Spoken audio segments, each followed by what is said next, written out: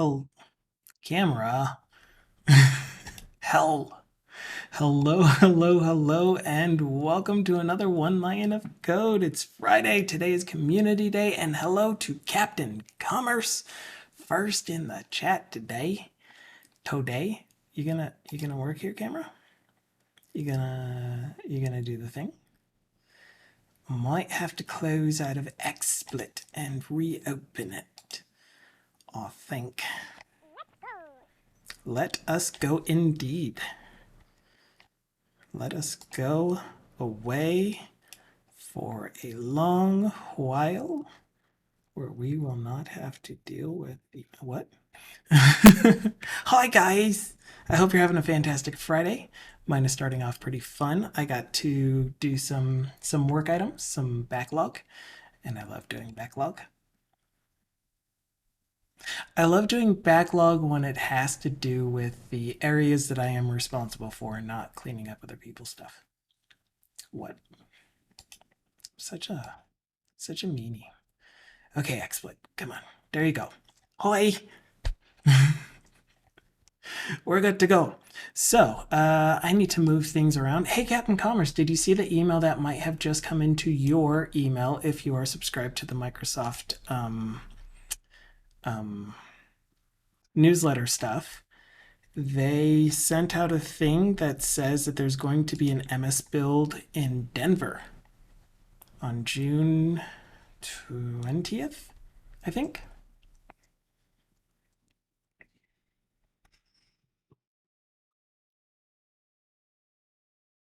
Anyway, who knows? I might go to that.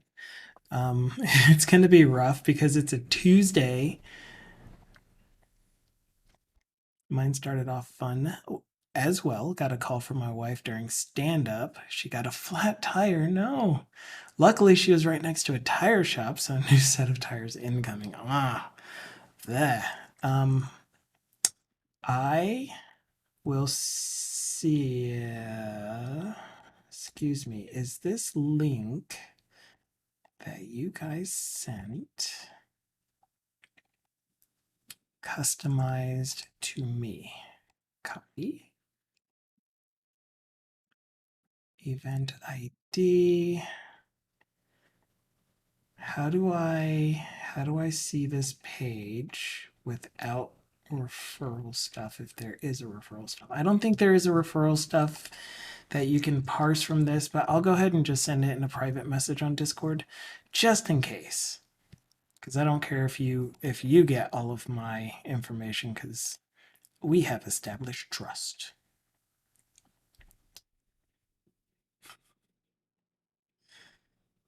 And my Discord actually crashed. So I am just now, what is going on? How am I supposed to do all of my Discord stuff today? Yeah, we're in the inner circle.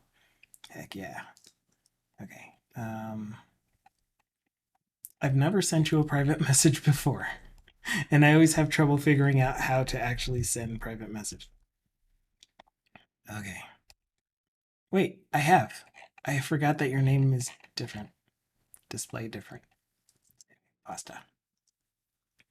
Hello, Tactics. Friday imitating Monday, exactly. Would you mind if I added you as a friend? Totally up to you. You can say no. I will not be offended. Not you, Tactics, sorry. Captain Commerce. I was talking to him a little bit. Okay, I guess since I'm in Discord, I may as well go One Lion is live. And it's Community Day, so I will be opening up the Discord voice channel very shortly. I need to hop into it. I already set OBS to make sure that the audio from this thingy, that the audio will output to the stream. And I need to turn on my virtual camera, turn that on there. Okay, so what other windows do I have open that I don't need open? None of them. I need all of them open. Duga's Hi. Konnichiwa. I hope you're doing great. Okay. Clean slate desktop. What are we doing today? So, it's Friday, like I said, so feel free, if you have any topics that you would like to discuss using your beautiful voice, to hop into any of the voice channels in Discord. I will pull you into the voice channel that your voice will come through on the stream. Just be aware that I do record these videos and post the VODs onto my YouTube channel, if I remember, which I have been remembering, just not always consistently at the same time that I say I would do it, which is typically around 24 hours after I end the stream.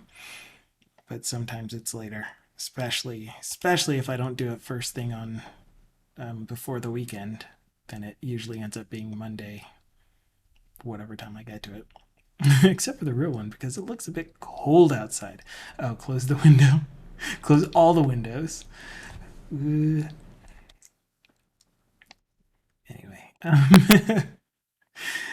Also, being community day, I typically still try to work on the stream project. I often fail at doing anything in it. But last time we got pretty far with getting the web view control in a Unity project for HoloLens. And that was pretty fun. But from what I could tell, it's just essentially a portal into a web page, and that web page is served from the internet. But then at the very end of the stream, or close to the end of the stream, we saw. I still have the tab open, I'm pretty sure.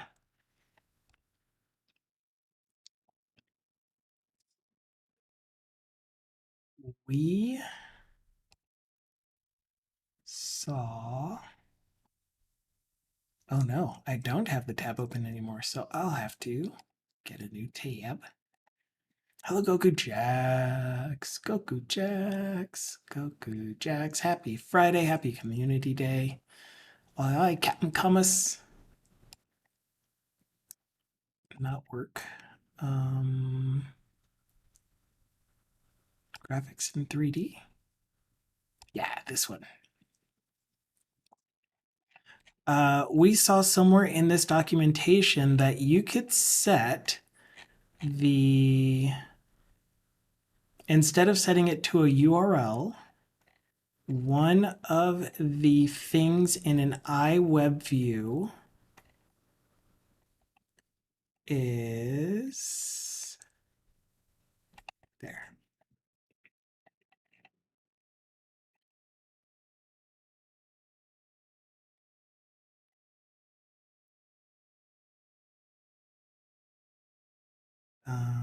This is setting the text initial URL.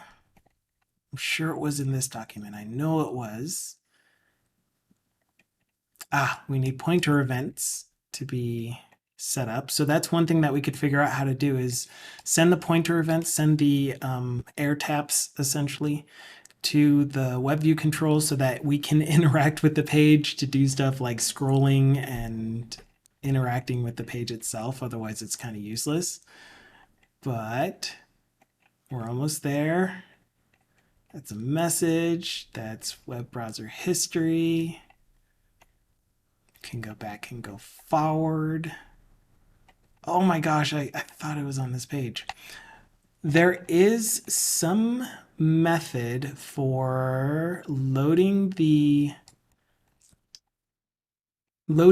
HTML content, like almost HTML raw is what it seemed like, into the actual web view control. And if we can do that, and we can somehow figure out how to get our component library into the project and have the Razor component rendering engine to render the content for the WebView 2 control, then we could have a local Blazor UI used in our WebView 2 control in a HoloLens Unity application.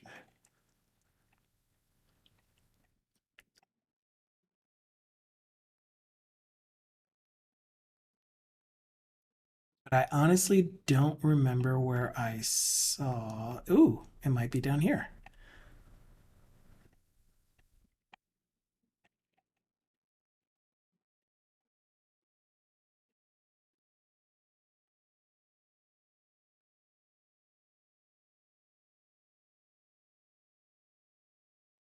This is all using URIs.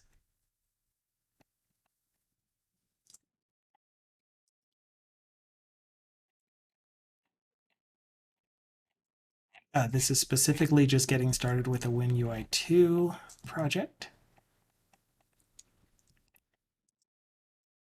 That's the one that we have open.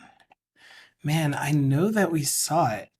I can go back and look, but we saw it. So we can continue on with that, but otherwise, if we don't, then I will leave the Discord voice channel available to you.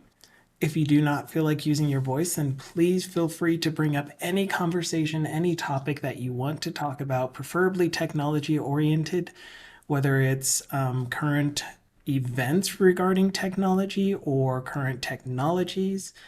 Maybe you want to talk about what you learned at Microsoft Build or any other conference that happened recently, or projects that you're working on yourself, or anything.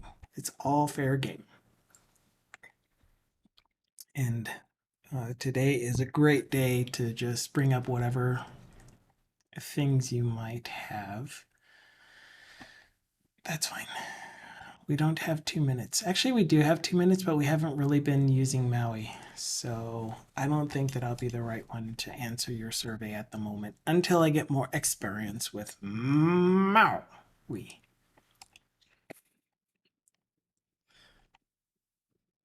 Do you get it? Captain Converse got it.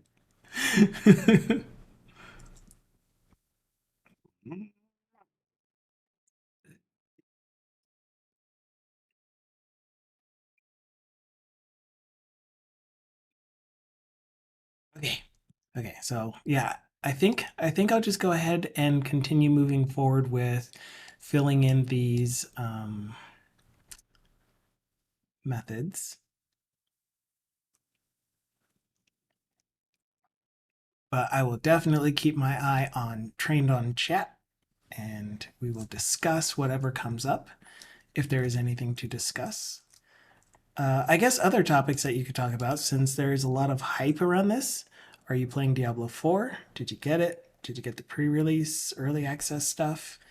I know Thindle has. He's been streaming playing it. He streamed it last night, streamed a little bit of it this morning, or morning for me.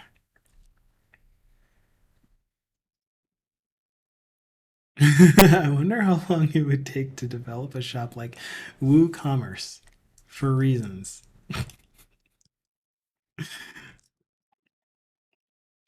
What is WooCommerce? Is it PHP? Is that um,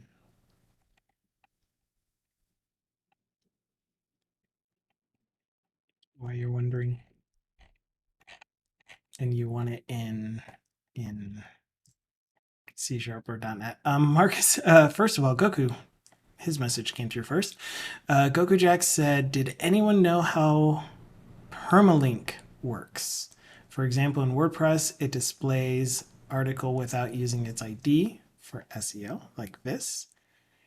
Here's this thingy, and that will redirect to the article with the ID without changing the URL. That's something we can definitely look into. We can ask Bard, we can ask Bing, we can ask ChatGPT, and we can ask the internet in general. Marcus is now saying, I've now got an interesting voice command. I say chat, and hopefully you're wearing headphones because I don't want any of my commands accidentally activating yours. And then something ChatGPT pastes in some code, and it actually worked for getting a random number. Yippee Friday! I mean Friday, Napalm. It's a shop plugin for WordPress. So it's almost like, oh, okay. So it's an inside joke thing. It's probably a competitor to Nop Commerce, I would assume. Dem's fighting words.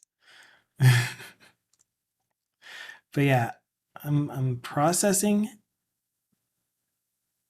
You say chat and then something else and chat GPT paste in some code and it actually worked for getting a random number. So you just say chat and then you get some kind of input thing where you can prompt chat GPT for something and then it will give you code back and paste it in to your project or just somewhere.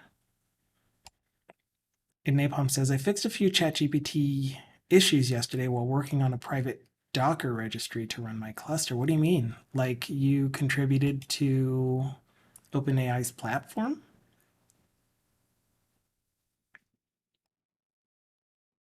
Still slightly more valuable than AI. Woohoo. But yes, all in the same flow. That is awesome. So the flow is you initiate it by saying chat, and then you do the rest of the flow, do the prompt, get the response, and then it gets pasted in your code.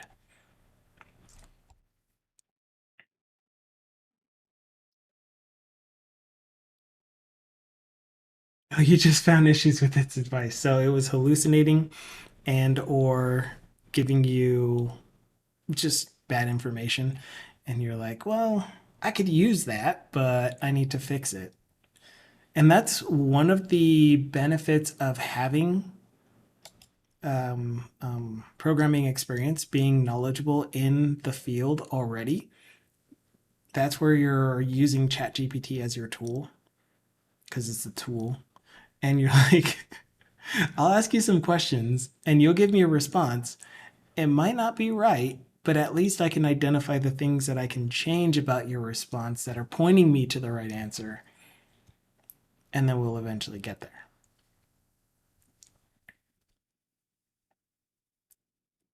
Ow.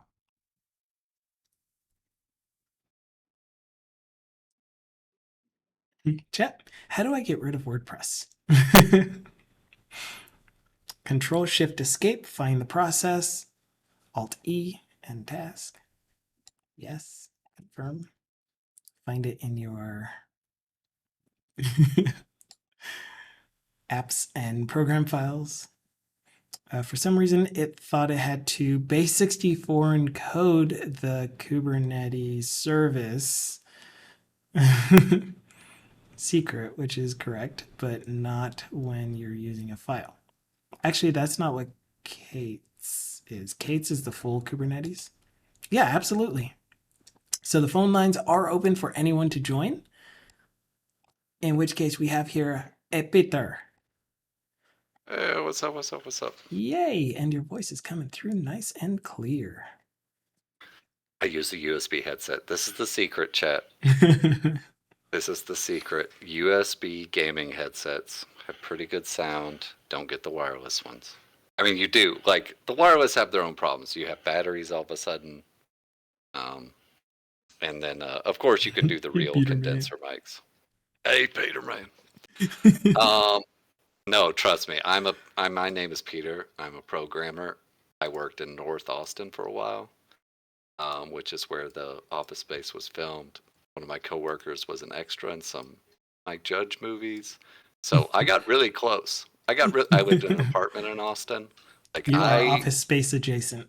I got closer and closer. I've worked with I'm in Houston, so I work with a lot of, let's just say, non-European Americans. And one guy, he did the Naina Najar. It's not that hard to say. He said that line except with his last name, and it was hilarious because it was a super long last name. It was not an Indian dude. It was mega hilarious. We're like, dude, you have to go watch Office Space. You don't understand what you just did. Anyway, it was great. Great times. So, Yeah, do you yeah. understand Napalm's thing where he was like, ChatGPT was telling him that he needed to base 64 encode the Oh, man. Kubernetes secrets, but not when you're using a file? And it tried to base Yeah. 64 encode the entire file. Napalm, and I live on the edge of Kubernetes. I do it for roughly 1 day a week of my efforts. And so I'm just living on the edge. All of us are just living on the edge of this Kubernetes knowledge. I think I'm doing well, but man, like I just learned, yeah, how secrets work. So yeah. And I don't mean I just, whoa, we use secrets, y'all. But to be clear, like, I mean, just think from .NET side, like, what do y'all have? I'm looking at your screen. Oh yeah. You have a config file somewhere. Yes. So app settings.config or .json, sorry. Nice. You made me say config. And then Because, a secrets that overwrites whatever properties are set in secrets. okay.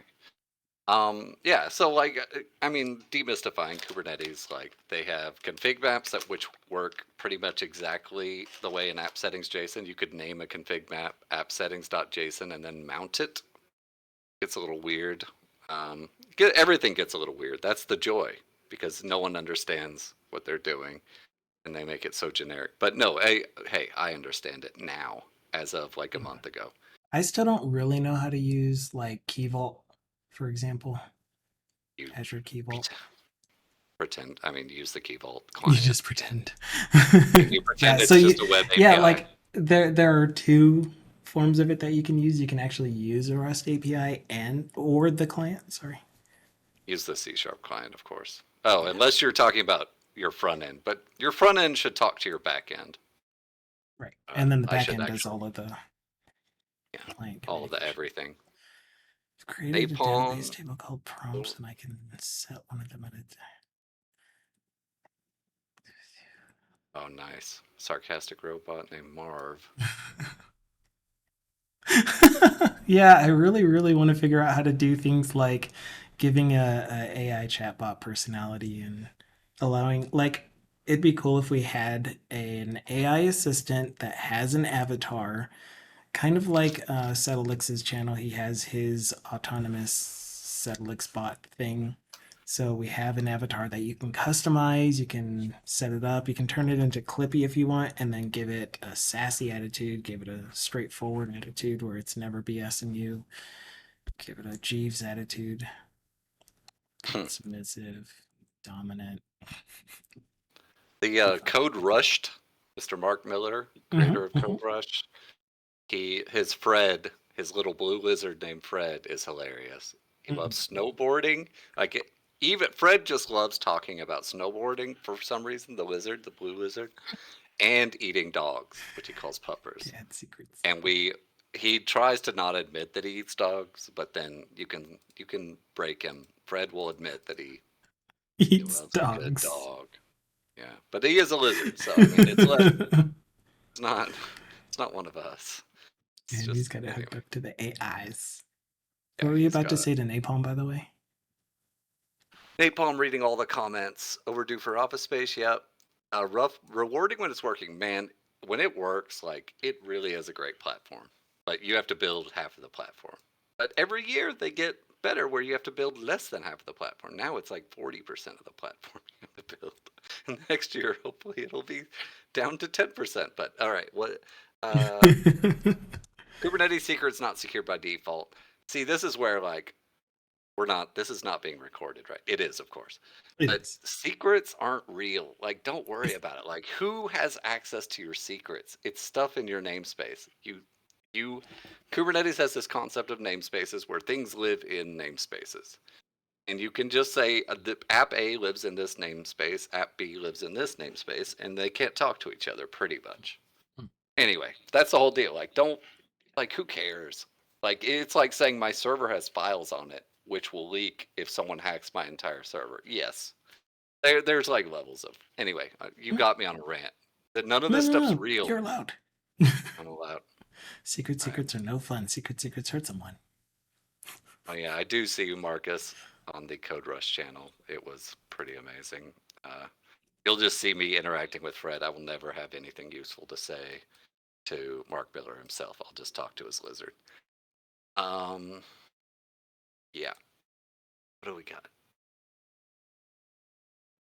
Volt is It's like just use Vault. it works. It works. Oh, you mean Vault or Key Vault? This is a Yeah, so key. there's This is Key Vault and there's Secrets Manager. Or no, Secrets Manager Azure is Key Vault. AWS. Yeah, Yeah. see, just name them all the vendor products: Azure Key Vault, whatever your AWS Secrets Manager, and HashiCorp Vault. Hmm. Yeah, see, Napalm and I've said it never at the used same time that you HashiCorp. just, or it showed up in chat at the same time that you said it out loud. We go, bam, bam. So anyway, I'm okay storing secrets in plain text in the or base64 encoded, which is basically plain text in Plain the text. cluster, but Yeah. like it is nice to have things hooked up to a secure thing so that your secrets. It's anyway. It, I just there's a Maslow's hierarchy. If you can draw that Maslow's hierarchy or find an image, there's like Do that. worrying about secrets being available in Kubernetes is like way up the pyramid, and where everyone else lives, where I've seen, is at the bottom of the pyramid. Yeah. Like I am level 2 because the bottom layer is actually on fire. I We am slip number back to 4. yeah. So I'm safety. Okay, I actually this is just a whatever. This is hypothetical. This doesn't actually totally line up, but like that security being on disk being a problem or being accessible is like very near the top. Anyway, sorry. Yeah. There's my rant. That was rant number Okay. 1. Got it in the books. Yes. Score. I will I try. like this. These. Yeah. Let's simplify it. Actually, I like that one. Um, I'm probably somewhere around. we're talking security when you say where you are. We're just talking. Yeah, I don't want yeah, to yeah. Personally, talking. Yeah, I'm on my 5th trip around the circle. nice. Except, yeah, I keep saying that I still feel like I'm in green. I'm in green. Which has nothing to do with the colors on this, by the way. Yeah. Thank you for the alert, Captain Commerce. Time to go get the car with the new tires. Sorry you have to deal with that, though. I had a flat tire not too long ago. If you weren't here when he said it earlier, his morning started off during his daily stand up. He got a call from his wife and she had a flat tire. Thankfully, she was next to a car shop or a tire shop, but now they need new tires. But Good.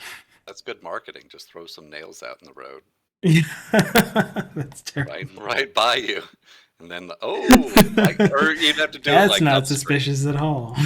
Yeah, drum up some business. It's legitimate business too, because they really have a flat tire at that point. Mhm.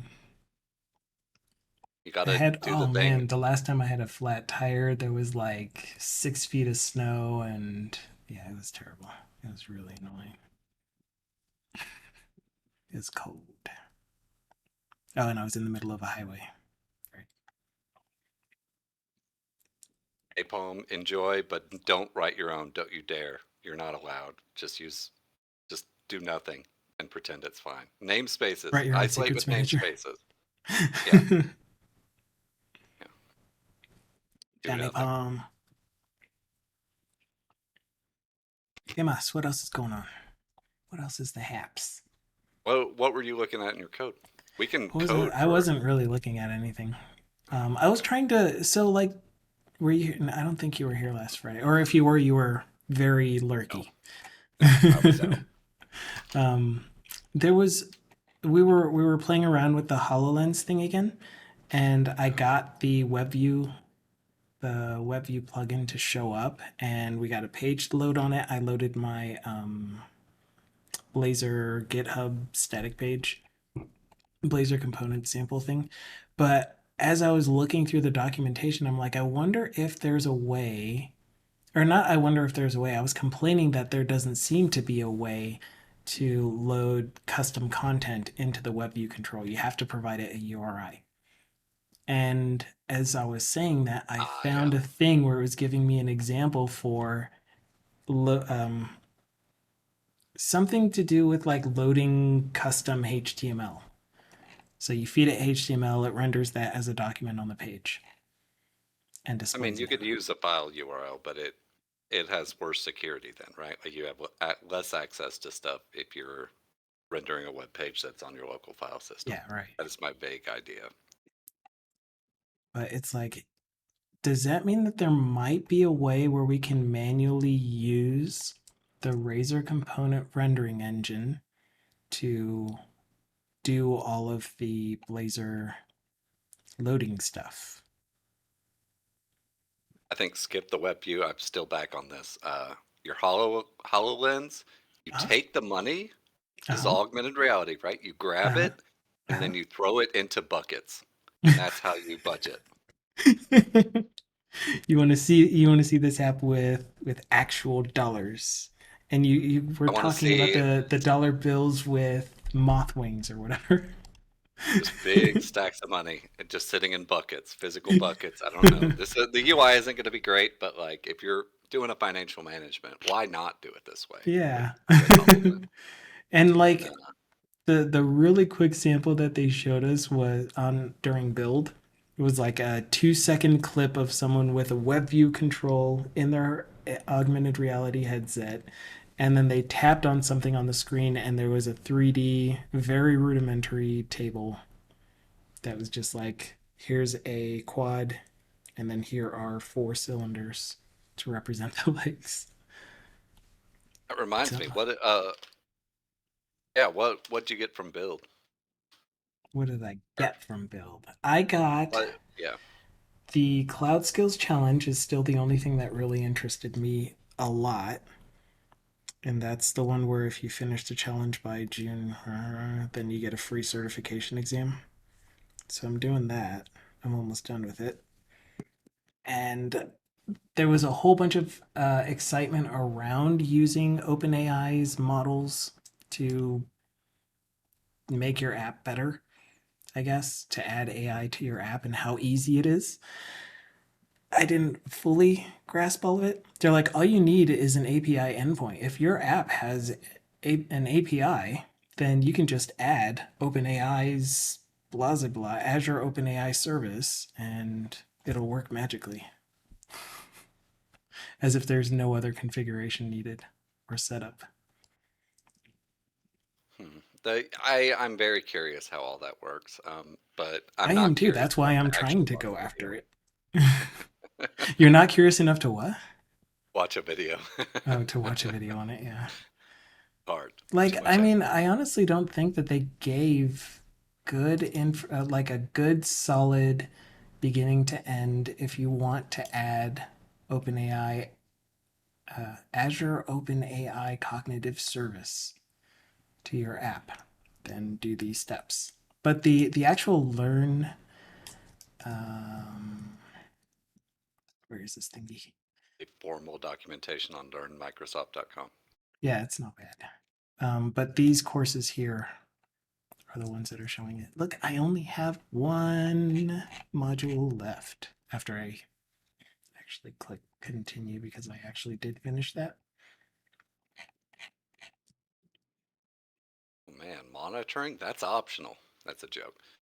Um, well, is it though? Think about it. Is it a joke?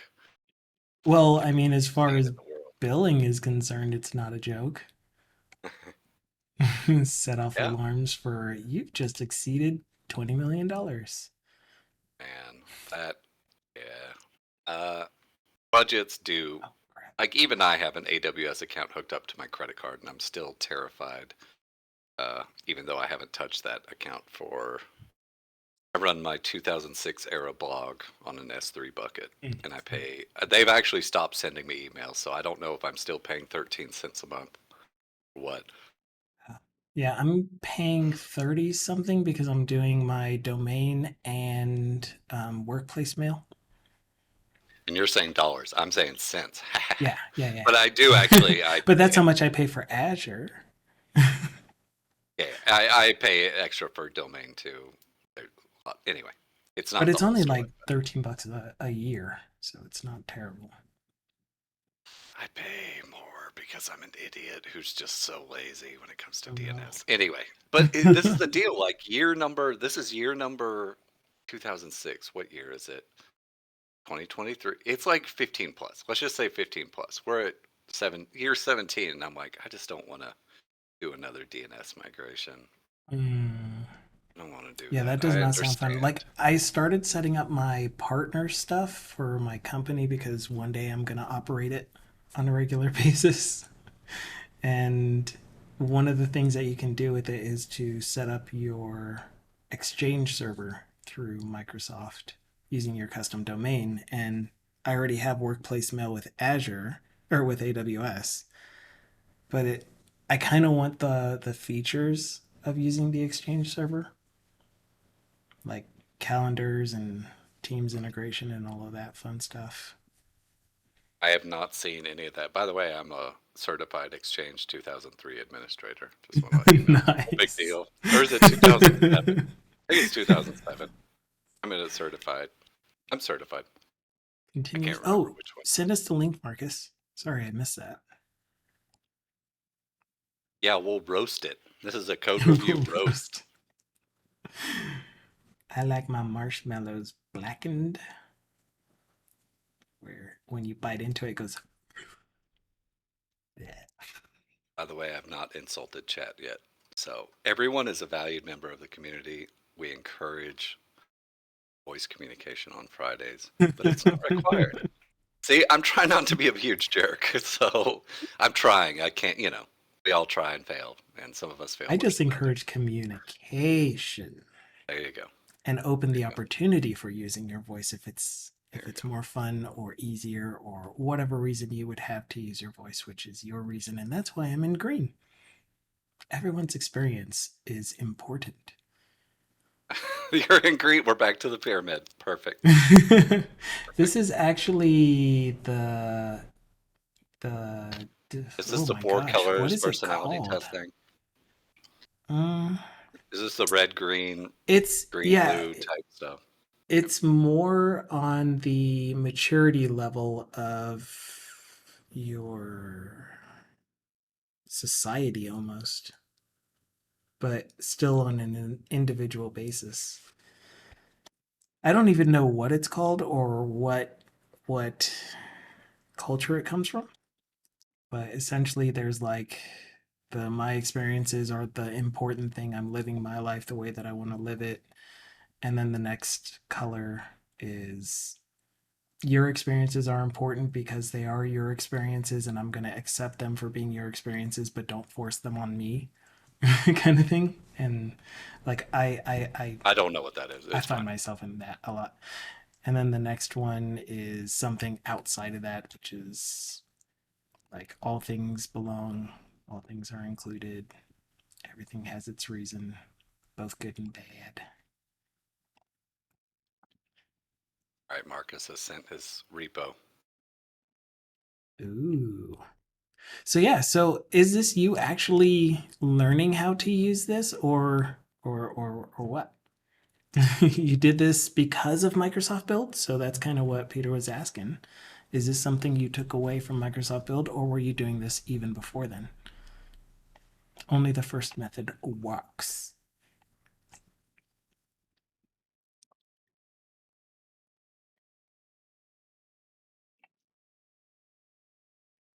That's in the API key.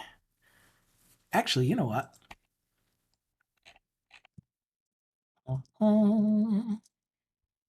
I'm staring at Uh, all the code. I should just be staring on your screen. I'm also, by the way, eating pork rinds. I want to say I haven't blown up the stream, and I've been muting. So if you didn't know that until this point, I've been successful because I there have been actually didn't know incidents. Yeah, that. there have been incidents that little, still, a little bit ashamed. It's all Do you good. know that there are things called sections in your OpenAI chat? I don't know if it works on Bard, but I assume they use a similar standard.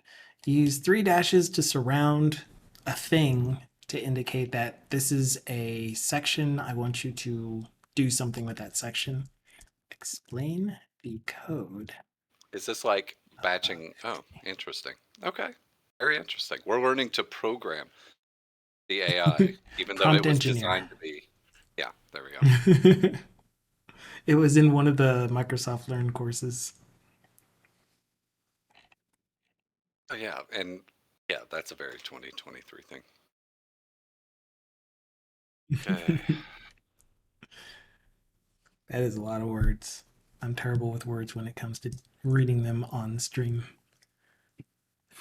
I'm already skimming. I'm on number 5. Oh my gosh. I'm This on is the word the. nice. Same. Just different.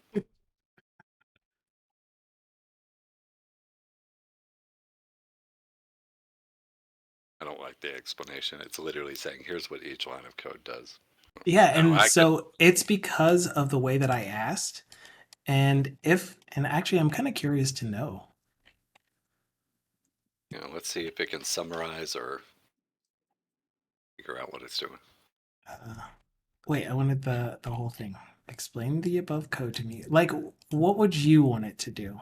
Because for me, I was going to say, describe how you came up with each explanation. Interesting. Yeah, So I it, like to describe how you came up with stuff, by the way. That's a huge thing with Copilot. yeah.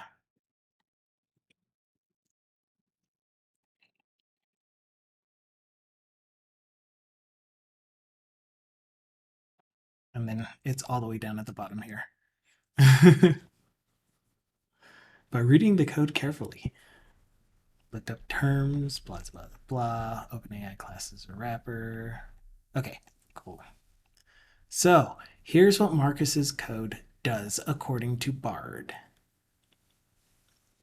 Which it looks like it didn't change this very much at all.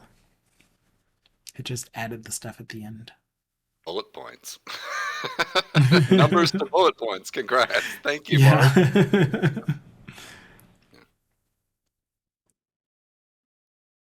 Is to call create completion a sync method of OpenAI API. That's really fun to say.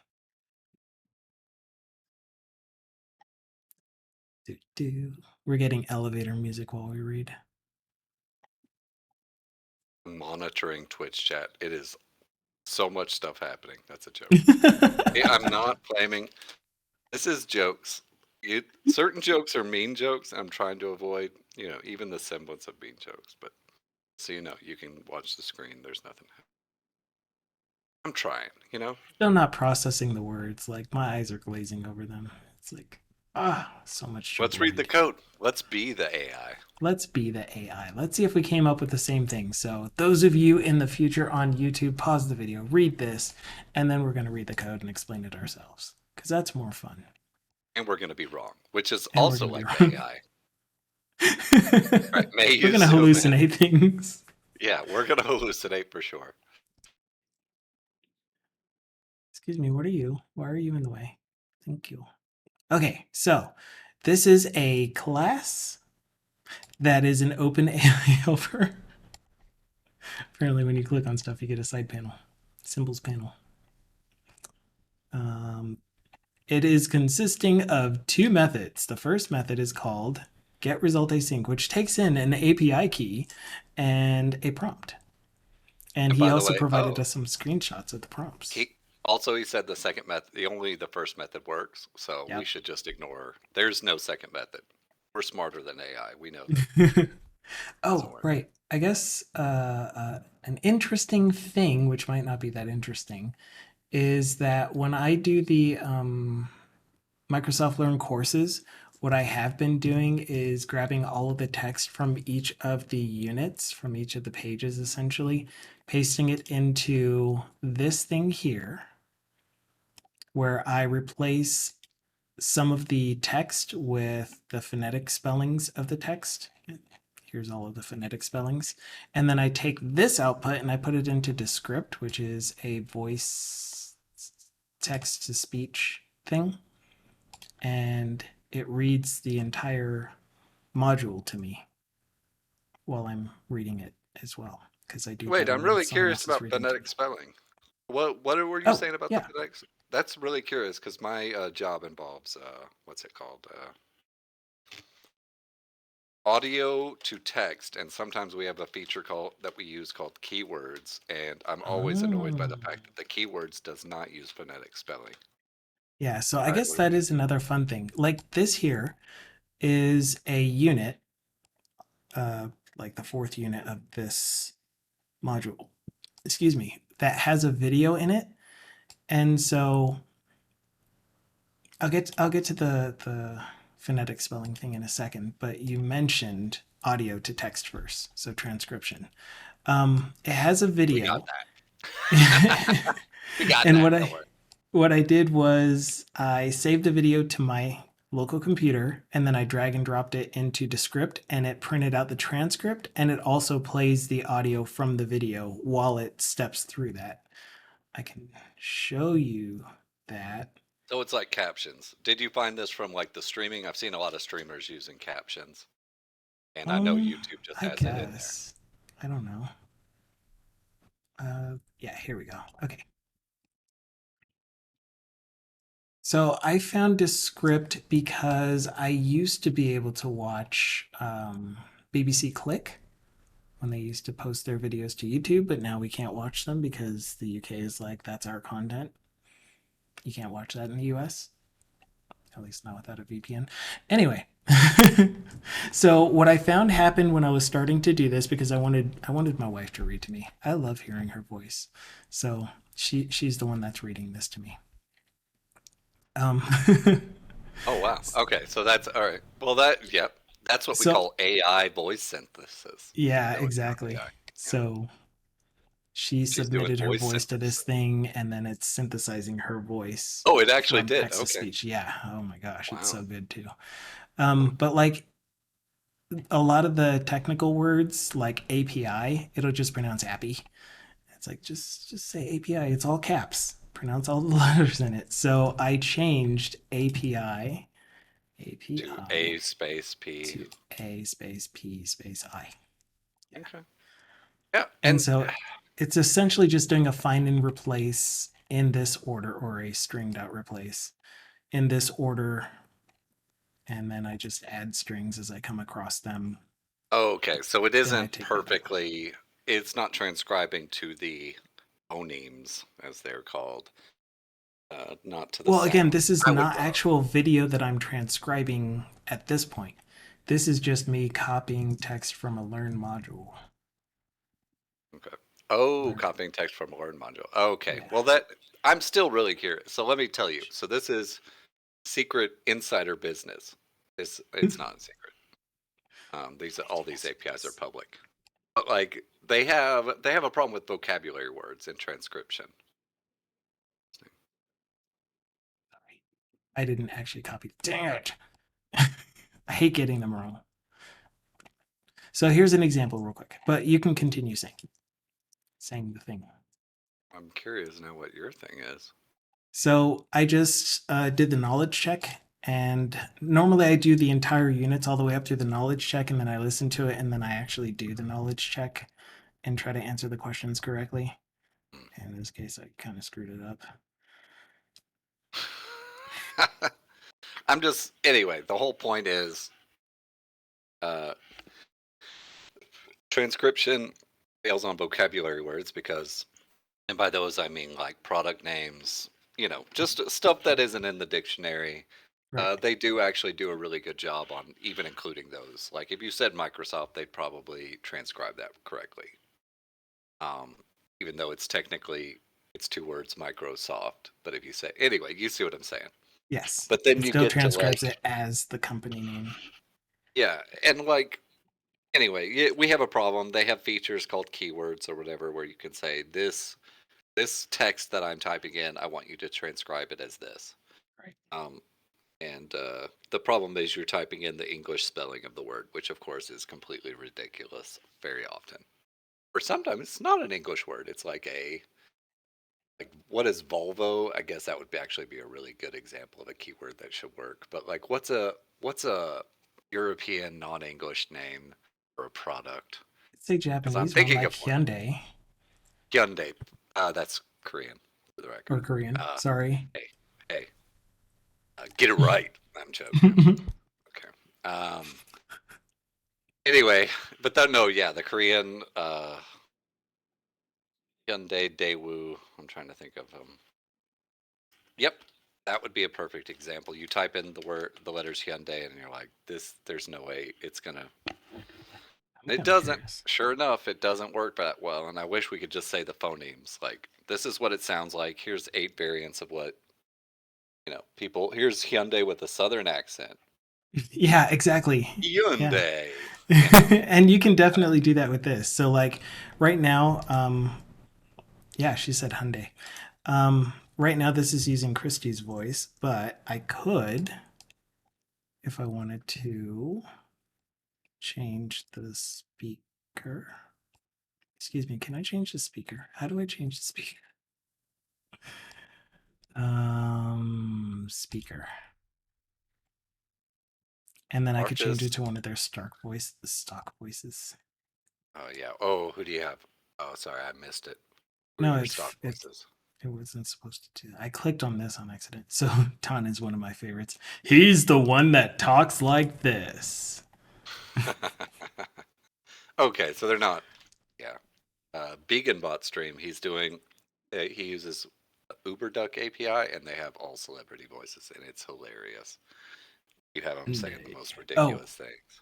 yeah, this dude is the trailer voice. Oh, nice. In a world. Yeah. Yep. And it'll just go on and on like that. Oh, it's so annoying sometimes Yeah, it's now. not good for You're Azure Homer content. Simpson reading from Comic Sans.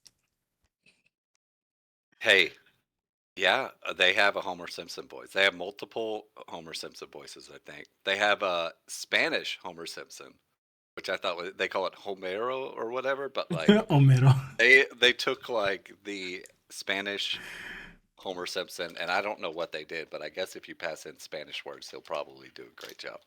But also having him say it's only something an AI type system could do. Like I have him say English words, and it sounds almost right, except that it's not like a an accent. It's like almost not recognizable. It's great though. Anyway, Oh, what are we doing? jeez. By the way, Marcus had So an I, interesting point. He what said is it? he uses immersive reader in OneNote. I've not used OneNote for more than 5 minutes at a time.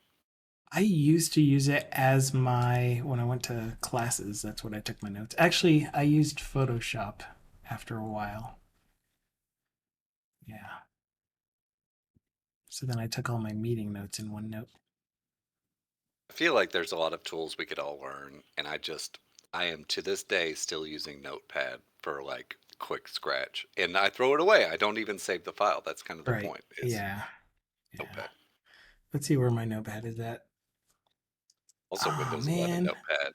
It's I pretty used scary. to I used to be pretty oh yeah, now that they're adding tabs to it and stuff. I used I to be said good at scary, not not in a having good way. oh. I used to It's just slower now. Go be ahead. good at not having a whole bunch of unsaved tabs open. And this is the most that I've had. Can I show this? I can show this. Okay. This is the most that I've had. So I have 6. Is that how many there are? In a long time. But these are all of my saved tabs that I have open all the time. Oh, Oh, 7. oh, oh! Wait, only 7 because that looked like a lot more. But okay, Well, what I meant was big only quotation. 7 unsaved tabs. I try to not keep them open. Oh, If got it, it's got it, if got it's it. a temporary tab, then it's temporary, and if it's not temporary, then it should be saved to disk. That's it. Ephemeral. Oh, they done broke it for dragon corrects the wrong word in the wrong place. Yeah, Marcus, we used to use Nuance, which was the owner of Dragon, naturally speaking. And honestly, I have no idea how they're doing these days. But also, I mean, they were the ones that were there many, many years ago. I'm curious how their technology has changed under the hood. We'll see. They were really good, but Where did I these AI copy? deep models have broken and are bettered, gotten better. Oh, Maybe. Oh, they've been eaten. Yeah, that's right. Well, they got eaten for a lot of money. They got eaten by what was it, $30 billion, something crazy.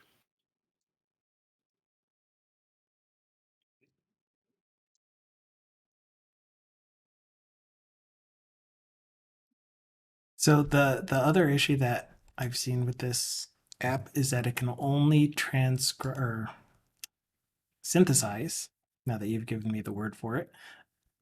Sentences that are a max length of 100 and or 250 characters, which I don't get, but Huh, whatever. that is small. I've never done synthesis of any kind, so I have no idea about this. All I know is BeaconBot's stream was hilarious. That's what I know about voice Yeah, synthesis. I had a model of my voice, but I needed to recreate it. I'm going to recreate it. Dang it. Because like I used my stream videos and I sent it a whole bunch of audio from that. And my voice when I stream, I end everything with an up note, and I don't know why, but it's really annoying when you're trying to hear something talk to you and read to you as something that always ends with this. Yeah, I actually there's some YouTubers. I'm a rare YouTuber. I'm on Twitch, right? But there's some rare. I will watch a YouTube video, and there was a guy. He was British, of course, and he was blowing up the end of every sentence, and it made me sad. I had to turn it off. Like Oh. I'm apparently discriminatory toward British people who end their sentences like this. Anyway, Up. he had some crazy. It was something like for he did on purpose. I don't think he did it. Anyway, let's move on. Yeah, I mean, YouTubers. like I Let's I talk know about that YouTubers for 2 hours now. Go ahead. I know that I do it. I know that my stream voice Not is even close. definitely different than my normal conversational voice, except when I'm having conversation with you, which my voice is normal because I'm actually talking with someone and not just blabbering. My voice is normal all the time. Yeah, I know. You Or sound it's exactly weird the all the same as you time. do when you're streaming, Yeah. which hasn't happened for a while. Another half a Oh, year that is left. true. Another, yeah, you've got this. I'm actually almost, see, I try and do too many things. I have a few ideas. It can't just, this is a deal. Like,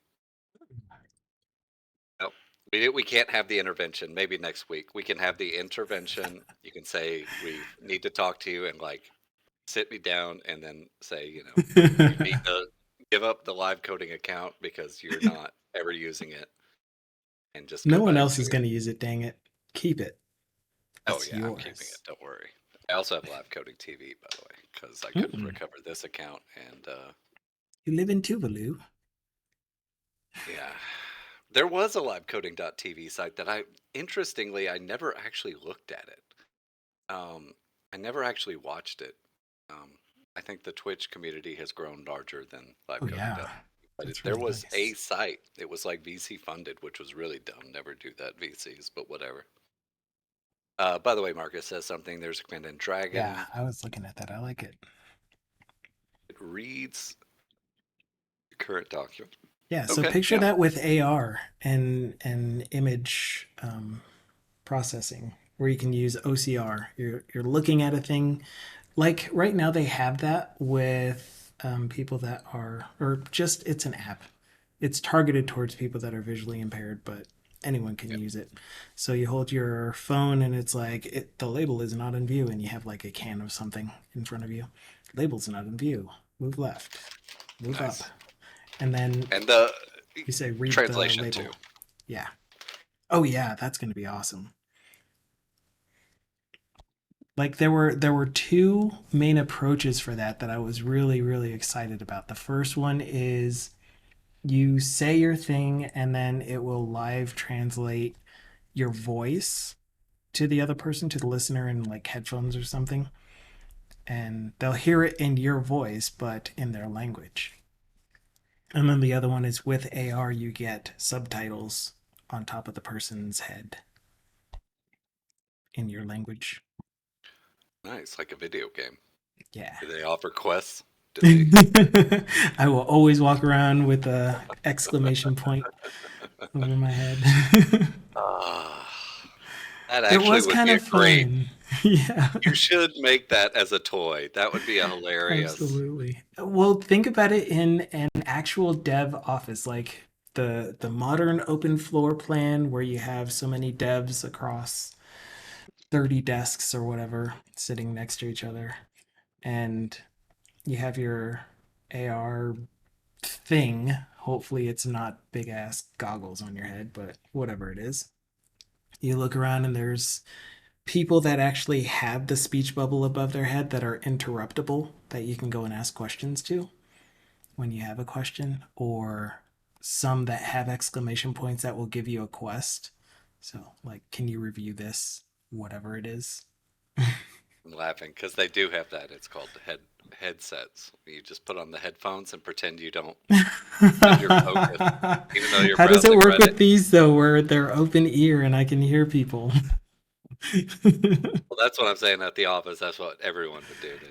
We're in a Yeah. giant open. Uh, what did they call it? The one guy called it dinner tables. That was I his like job. that. He worked at dinner tables, which Banquet was like tables. he worked at dinner tables, and like we're just all lined up, and we did have our own little spots with monitors, so it wasn't. Right. We weren't animals. We weren't coding on our laptop. Like some people enjoy. This is like one thing. All right, rant number 2 for the day. Mac users, you have a I am locked problem. in. I am strapped in. I'm ready for it. You don't use the entire screen, and your screen starts at like at maximum 15 inches. It's like this 13-inch tiny MacBook Air, and then you've got space on the side. You can see parts of your background because you don't know how Like to this. maximize a window. Something is wrong with you. Like it's everyone. By the way, like it's everyone. Anyway, um, it's something. It's a disease. It's apparently how you can self select that you want to be a Mac user is when you choose not to maximize Windows. I'm sorry. That Kind of was like what I'm mean. doing here. Oh, It is that kind of that's funny though, cooking. because I've gotten in the habit of like my browser window that has the app on it. I Yeah. make it shorter than my Visual Studio window and wider. And then I have my Visual Studio window that's still shorter than the full screen because I have my taskbar auto hide. And I also block off the taskbar during the stream, so I got used to not having it take up the full height, but it's Yeah. still taller than the browser window. And then I could switch to the browser, switch back to. Anyway, it's Got weird. all. I don't I need to do keep a this, right? I hand could on. just maximize everything and use Alt Tab like a normal Yes. person. Yes. You got to alt tab. You got to alt tab. That's the solution. All right. What do we have? Marcus. Sometimes it's annoying when you have YouTube and they have the screen a smaller screen just so they can get people talking, fitting it all in, I guess. But you can't actually read the code because of it. Marcus, by the way, yeah, this is you're doing well. I my number for live streaming is 35 lines of code on the page What am maximum. I at? You're doing well. It might actually be pretty close to you probably are a little too small on text, but I can read it right now. Like 29. I got 29 lines. There. yeah, but like yeah, 30, that's what 31, I'm talking 32, about. 33, Like 34, 35, 36, 37. I got 37 lines. all right, you're pretty good. Just that's the maximum, but like there's a lot of streams you tune in and they're like they fit like basically double that and no one can read what they're doing. Like there are streams where you physically cannot read what they're doing. And that's kind of sad, but the co-working streams like what does it even matter? Anyway, like if you're co-working, you don't it's not like I'm paying attention to what you're looking at right now anyway, so this is a weird day, but like even on normal streams, I'm not watching the code. I'm watching Twitch chat and doing expert Twitch chat trolling. Anyway, that's what I'm doing. Um, you A lot of the definitely shorts now are directed towards phones. Yeah, oh my gosh, vertical video. this is old This people does chat now. not belong Me too. in. My Me opinion, too. my strong opinion, vertical video does not belong on YouTube's. Mm, it's tough. Interestingly, yeah, like your fellow Coloradoan, Coding Garden, he Thomas? has Oh, like Coding Garden. when he's doing certain streams, he will do like the fewest line. He'll do like 15 lines of code per screen. It's crazy huge text, which is good because if I am watching on the iPad to my side over there, it's a pretty small screen. I can kind of glance over and see what he's doing. Whereas I'm glancing over at your iPad and I regret to tell you my You eyes and can't see my code. deteriorated. Yeah, I ain't seeing nothing right now unless I put on these glasses and then yeah, I can see it with glasses. I refuse to wear reading glasses. Anyway, there's I your don't even live think I streaming. need glasses. Take them off and then I can't see anything. Oh, nice. I'm just trying to resist because I don't need it, but I need it. So I passed the driving test. That's all that mattered last time. Bam, glasses. They told me if I Okay. missed one more letter, I'd have failed. All right. I By did the a way, thing. oh, Go ahead. what'd you do? Go ahead. No, no, What'd no, you do? go. I have 10 more minutes. I gotta leave for Oh, a meeting at the top of the hour. So anyway, I thought it was gonna be right now, which it is obviously not. I Top of the did a hour. thing that Mads told us to do, which is to use the layouts. So now I have my two layouts because I'm often collapsing these two. That's great. Yeah. So Visual Studio, is this a new VS feature? No, it's been there since like 1812 or so. Yeah. Because I've used them before. It's just remembering the keystroke control alt number. It's like, not the All biggest right. fan of that keystroke. Let me ask you this, because this is something I can do. I always, even though it's the most useful Yeah, it toolbar, was. I minimize the solution, and I Yeah, have it. yeah. So what I do is I go to the file I'm on, or I mean, I keep it full screen. I just have it where it, whatever. What's that Collapses called when you hit everything. the pin? It collapses. So there's a hotkey, and of course JetBrains started it, and Visual Studio adopted it, and I Oh, love it. It's Control Alt L, I think, on Visual Studio. If you're in the text editor, because you want to okay. start on the Yeah, keyboard, right? yeah. So like if you're you have Start things in the edit. expanded, you're inside of Yeah. folders, and So, you want to collapse. well, it goes to the file to the right side, and then you can Ah, hop around. That so was a I big cheat deal. because I'm like, I want to go to this specific file. Wait, is it the same keystroke or the same function? No, it's not the same function. So Control Alt L just makes it the focus tool And it window. will unhide it, like, because that's why I keep it Oh, docked so like this. even if you have it, Yeah, that's a big oh, deal. that's Yeah, nice. I that's hope I huge. remember that. I like that a lot because the one that I use the most is Control left curly brace S. Oh And my what that goodness. does is it takes you to the file in Solution Explorer that you currently have open. Isn't So that the same thing I just said? no, this just set the focus on whatever it is. Control Yeah, Alt L, and then Control F curly brace S actually jumps to the file and sets it as the active item. I'm not hearing So anything. Okay. if I'm in file lookup list type here and I push Control Alt L, then I still have accounts controller.cs selected. Oh, But if I you push know what? Control left curly brace Control S, then that takes me to lookup list type.cs wherever it happens to be. Okay, and that is what I prefer anyway. So they added that now too. So here's the thing: do you have VS Code? I do. I do. Um, And I Marcus, yeah, I'm basically sorry. My bad. shortcuts. I His Yeah, hands. I don't know how much typing you're doing, and Ooh, uh, I have Auto GPT open. interesting. So anyway, minimize, hit Control B or Control J. I can't remember which one. Let's try Control J because that was your second one, and I trust your Okay, second intuition. and then Control B should shrink the. Yeah. So this is how I've streamed this, by the way. So this is how you have it open by default when you're streaming, or I do. And this is the same thing you were talking about. Control Shift E. This is the one I want to set in every text editor. I've already set it in JetBrains. It Yep, opens the file, yep. That's the jump to pops it out. file in your, yeah. So whatever you just said Control in left curly Visual brace Studio. Control S.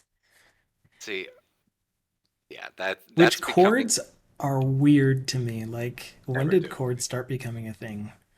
when they ran out. When When they they ran ran out of out of letters. I, none of it makes it like he. I do have hot takes on this. This is hot take number 3, I think. So Control Shift E is now my default on every text editor. Like if it exists, press Control Shift E, it will Yeah. do this. What do you And then I call in will go Visual back to Studio? Visual Studio and do that.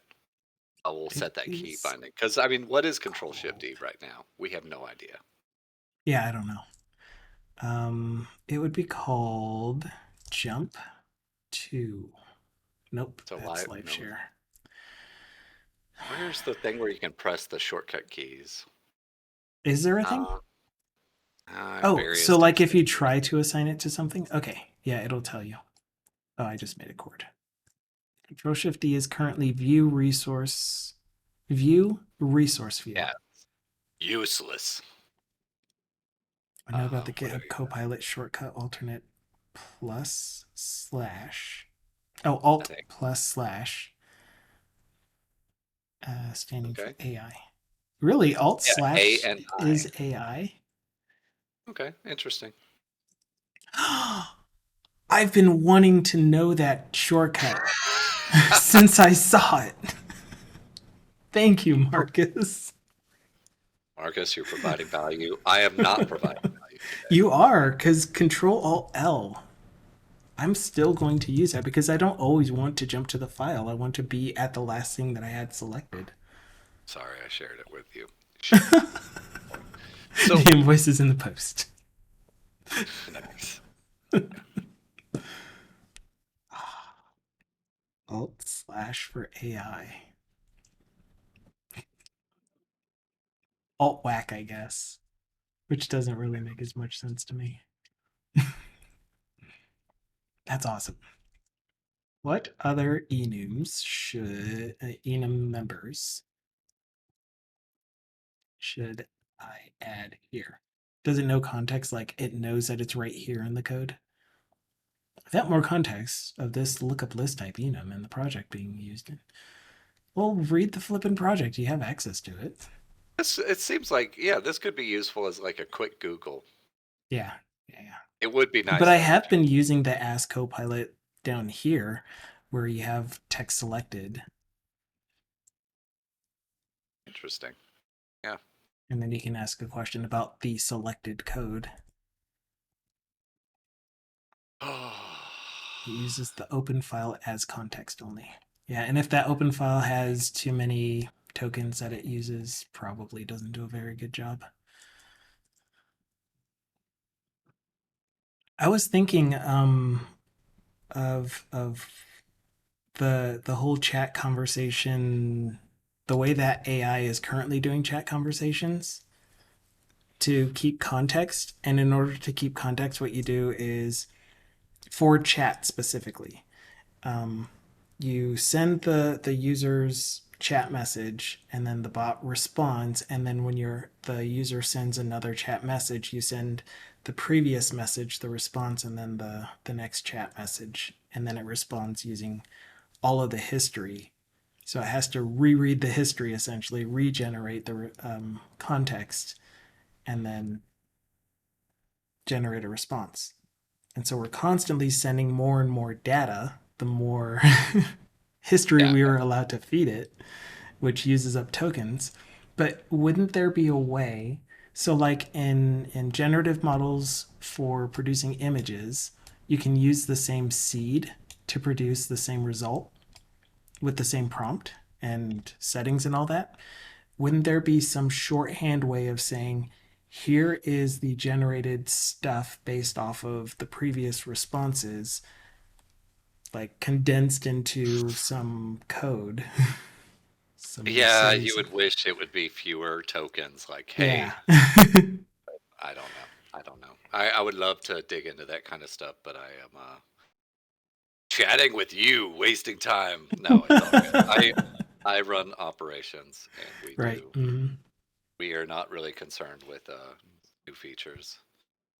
We're just trying to keep things running. And reminding So me. alt slash isn't pipe though. Shift slash is pipe, isn't it? He's saying it's I with a slant or Oh, pipe it's with a just slant. an. Oh yeah, yeah. Okay. It almost looked like it was just a pipe, not the letter I. My bag. Marcus does say it uses the open files as context, so even though it lied to you, it knew what you're. Yeah, and it's like you know this entire. Well, no, it's true though. I guess because it was like I don't really know what lookup list type is in the context of the entire app. I just know what it is in the context of this file. But you should have been able to figure out lookup list type has accounts, account types, categories, some other things that say types in them that they are lookup lists of some sort by We'll see. file name, by existing members. Curious. What else were we going to talk about? I do have to go soon. This is Uh, this is my. You know where you have 5 minutes? Do y'all do the scheduling of 30-minute meetings or 5 minutes 25? after, yeah. So 20 Okay. minutes total.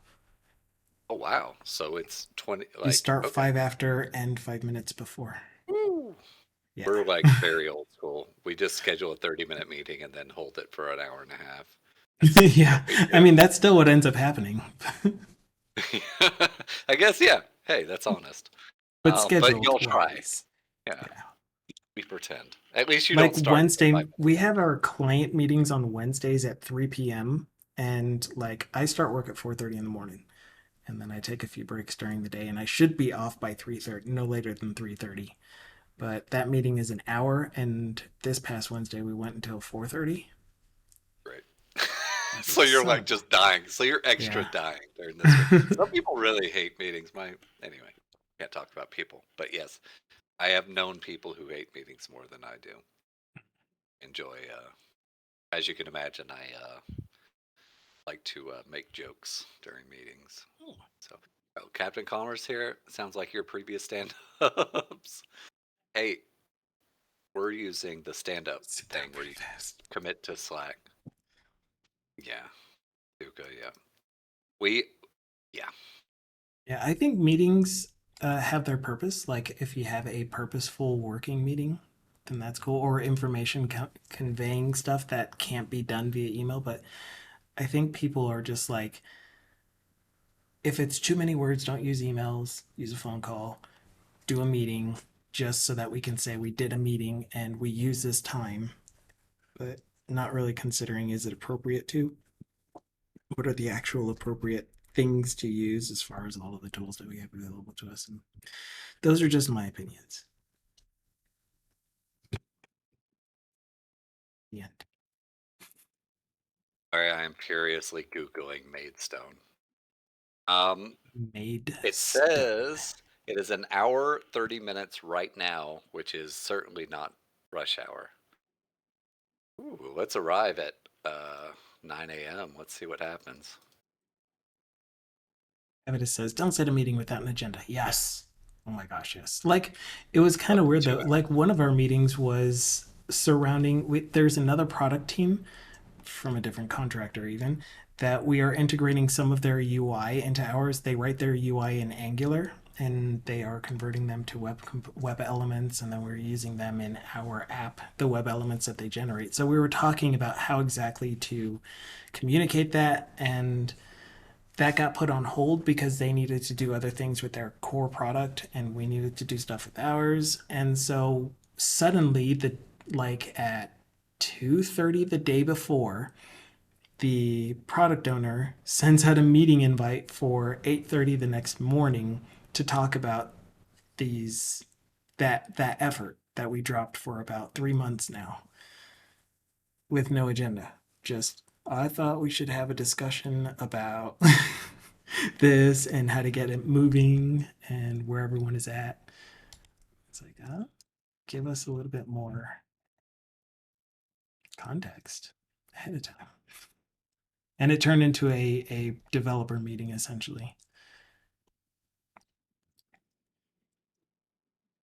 I So will he say has we to have travel almost no this distance meetings. for a 30-minute meeting. 10. He said it was 10 minutes, 10. sorry, 10-minute meeting. Sounds sounds great, Marcus. What's the problem? Turn up 5 minutes before anything is supposed to start. You're expected to be there 5 minutes before. Then the sergeant. Then the. Oh yeah, yeah. Interesting. I do have to bail. Any last words? It's been real.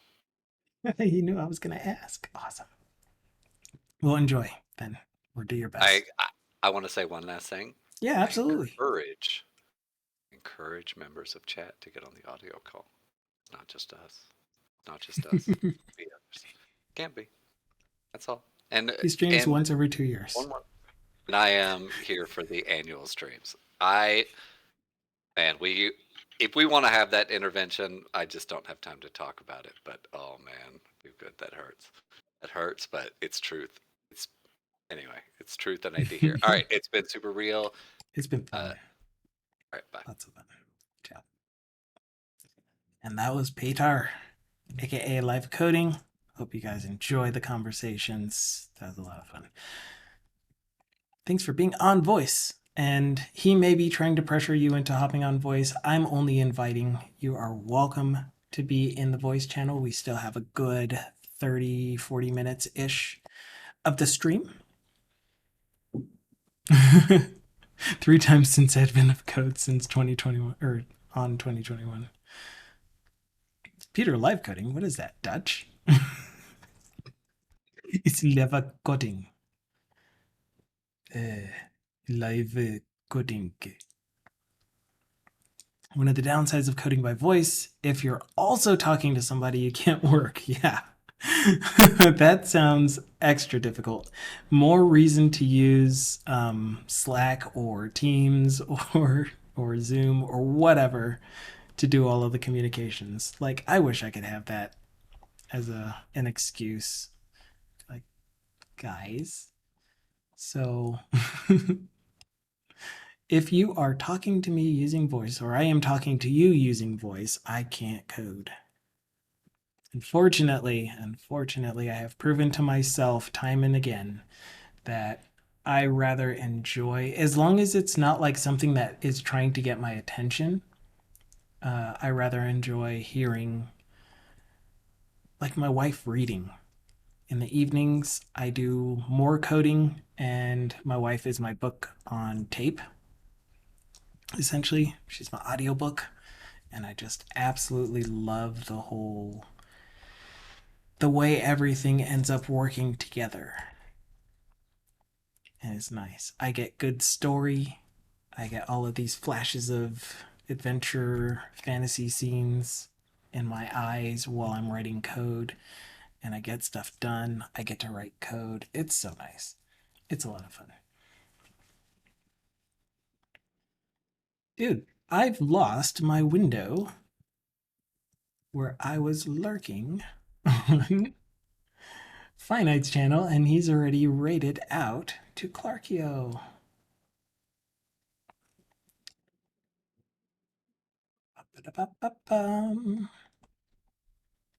Everything that I try to hum ends up sounding like McDonald's. I don't even eat McDonald's regularly. Not even often, I would say. But anyway, so again, the invite is there. You're welcome to hop into Discord, join the voice channel. Otherwise, feel free to just start typing more words in the chat, and I will respond to it there, and we'll have conversation there. My mobile studio is doing that thing again where it's just revving up and down a lot. I bet you it's like a malware check or background check. What are they called? Anyway,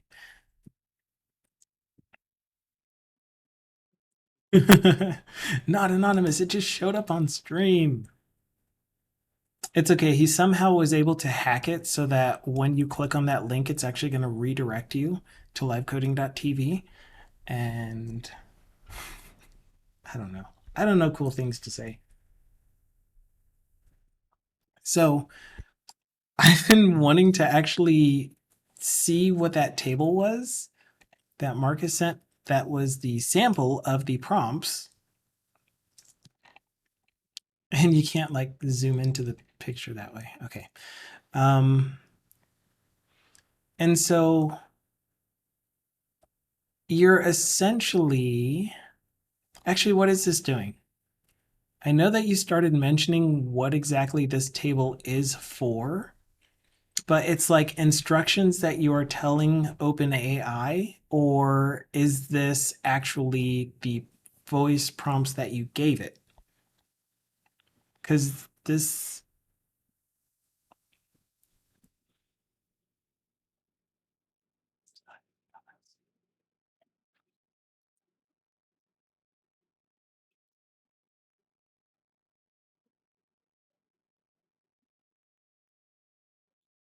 yeah, I'm really, really curious to know how you go from this table, mine redirected to OnlyFans. Yes. I love it. So the prompt is what's sent along with whatever I say. Okay, so it took this thing, for example, convert this text to a programmatic command, which is the one that you talked to us earlier. And then you said, example, can you please add a new folder? And then it will output add new folder. And then you gave it another example. Can you navigate to in the application? And then the output is it navigates to. And then another example, and then what it should do. And then another example on what it should do.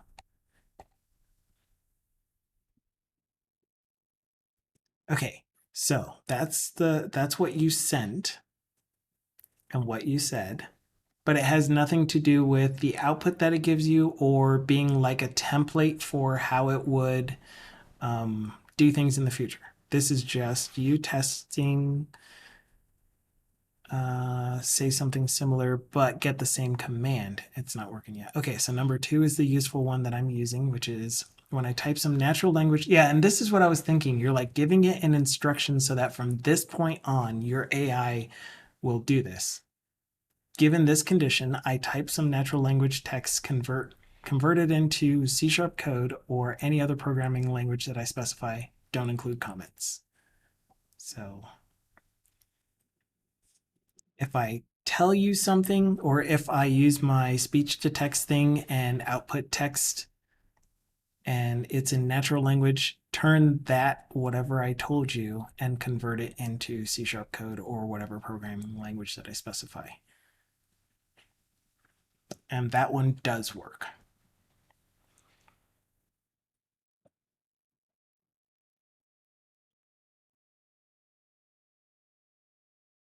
Give me an HTML table of cats. I wanted to say cats so bad. I love cats. And then it actually does. That's really cool. And that is different than what would happen if we asked Bard. Give me, or not really ask, we're commanding an HTML table of cats.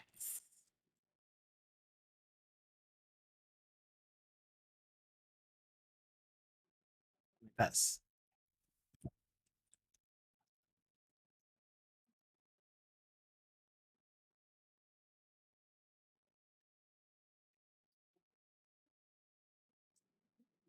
and it gave me well-known cats too. And I wonder how, like, I mean, it can't be accurate, so especially Simba being a Maine Coon.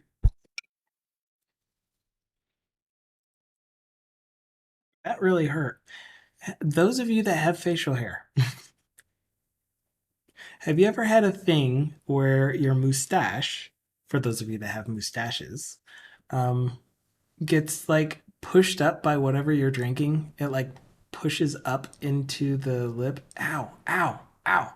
And it feels like a thorn. Yeah, it's a step up from lorem ipsum. I like it. Create a paragraph of text, of lorem ipsum text, except use cat talk instead. Yeah, sounds like it's time for a trim. I agree.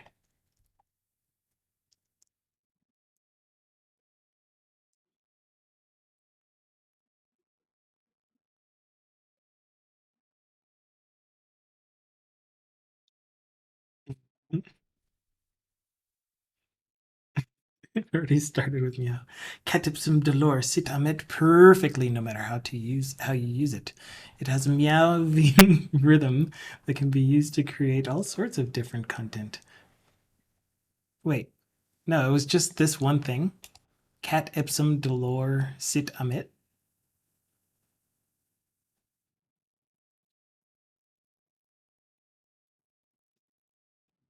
That didn't quite do what I was expecting it to, but that's fine. Haven't used Bard yet. Next stream prediction: did one get a trim? Reminder: now that you're saying that, in 2 weeks, I will not be streaming that entire week. So 2 Mondays from now through the Friday after that, I will not be streaming because I will be elsewhere. Bard isn't currently supported in your country, really? Interesting. How does that work for? Oh, I guess. To the VPN.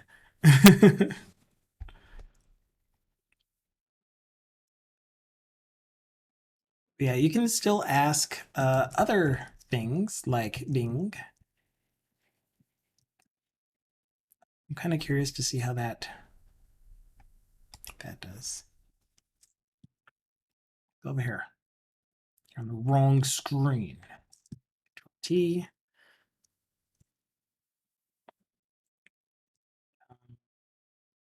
Bing.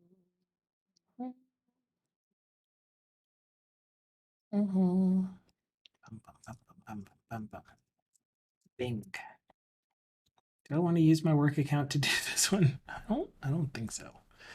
Whatever. We're doing it anyway.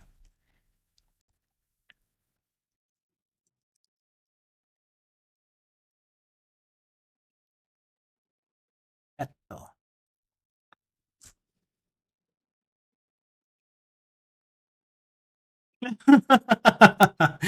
That is funny though. That's funny though. You just it I'd imagine it's not supported in China. That thing gave you a lot of A's. Yeah, that's a cop out, really. Sure is.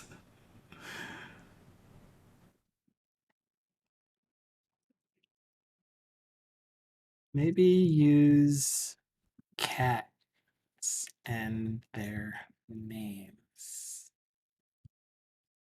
Their three names.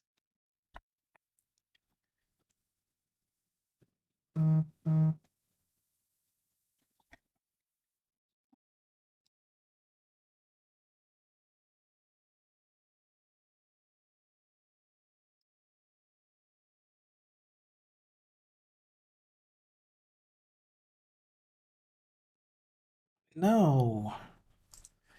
Oh my goodness, that's not what my message was about. You're just trying to get someone to approve your PR. Whatever.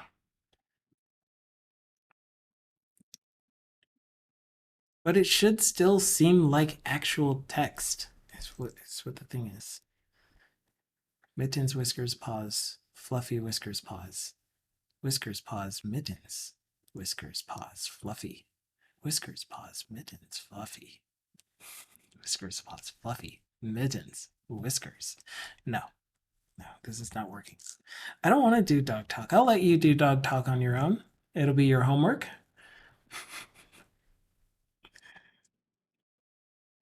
Create a paragraph of lorem ipsum text, but make it appear Spanish instead of Latin.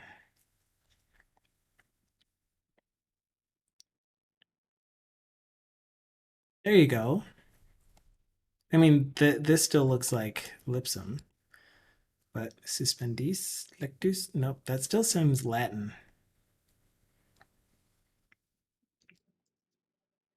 Whatever. I'm just asking it the wrong way. Wait. What would be its response if you actually asked it to do your homework? I don't want to ask it that.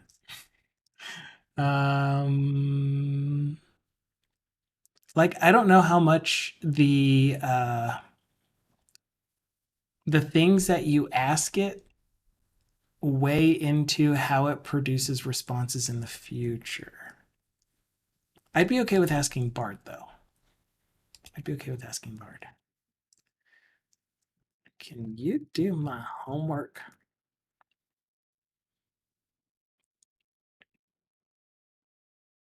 I can help you with your homework, but I can't do it for you. I can answer your questions, help you understand materials, provide you with resources. What a very, very politic response.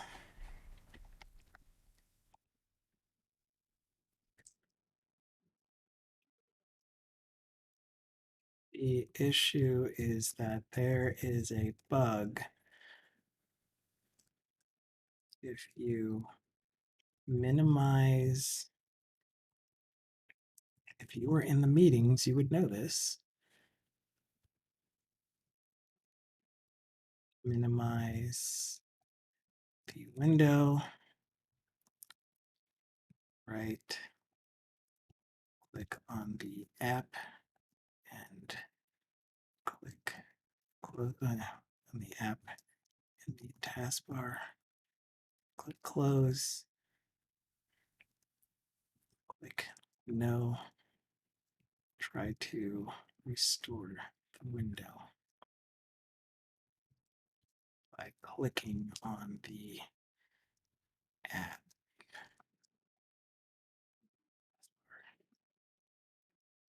The window does not restore. And let me just verify that that is the issue. Sorry, I switched to doing work suddenly. Dukasov says, sure, here's a paragraph of text using dog talk. Arf, arf, woof, woof, I'm a good boy. I love belly rubs and chasing squirrels, grr. I don't like it when the mailman comes around. He's always trying to steal my territory, but I'm brave doggo and I'll protect my family no matter what. Bark, bark. I hope you enjoyed that. Let me know if you have any other requests. That was actually the response from it, because that's a pretty good response. I thought that that was just you making it up, because it seemed a little too good. Lowe's, no. Click.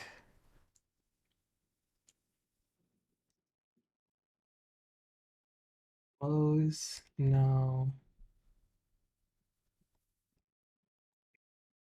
Huh.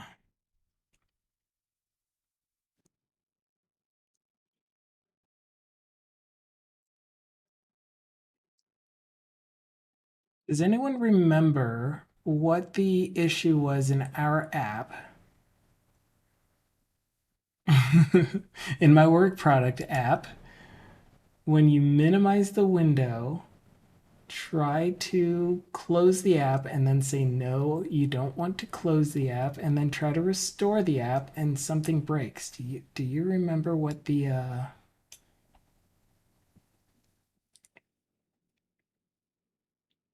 process was to make that happen?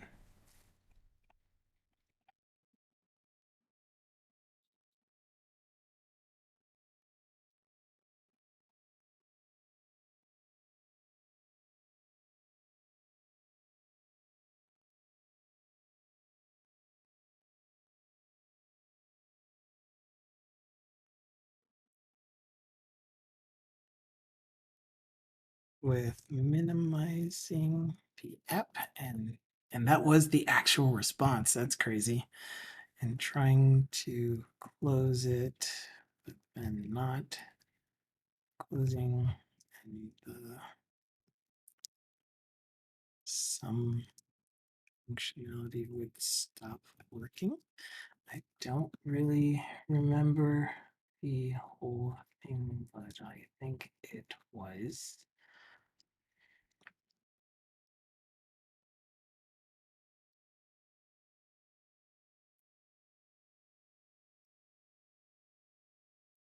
or if it was specific to an OS.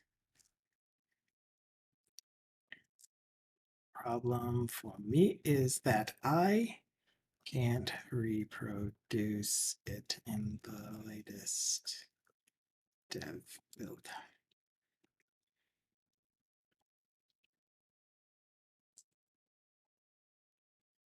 Yeah, so I don't like it when that thing happens. So here's the thing, and I would like your opinion on this for those of you that feel like giving an opinion.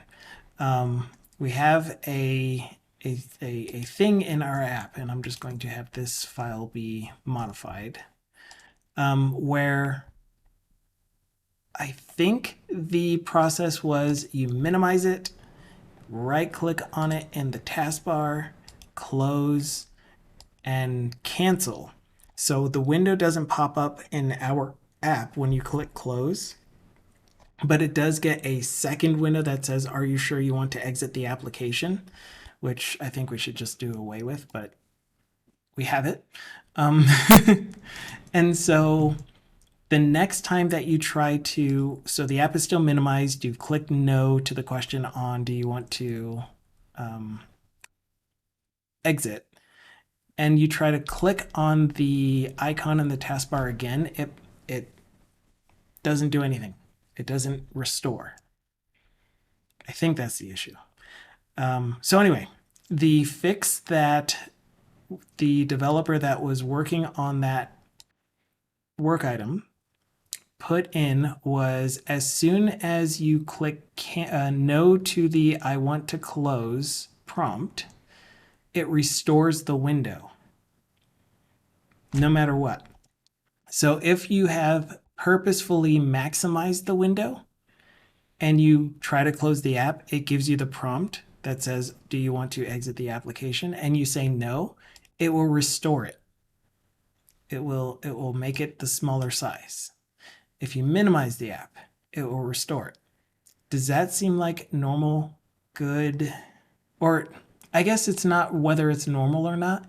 Does that seem like it would be a bad behavior UX wise? Like, would users complain about something like that? I had the window maximized, I accidentally clicked the close button, I hit no, and then it restored the window. It made it smaller. So I had to re-maximize it again.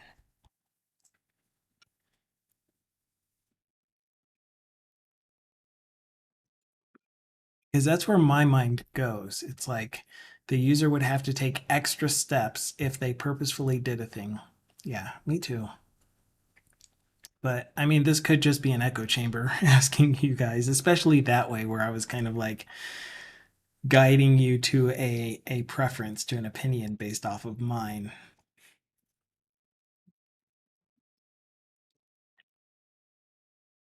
So the other thing that I was concerned with, so I did the PR review for his changes, and I put in there that there were two situations that this doesn't make sense for. The one that I just described, where the user purposefully maximized the window themselves and they wanted it to be maximized, and then they closed and said, no, I don't want to exit. So it changes the window size on them without them purposefully choosing one of those.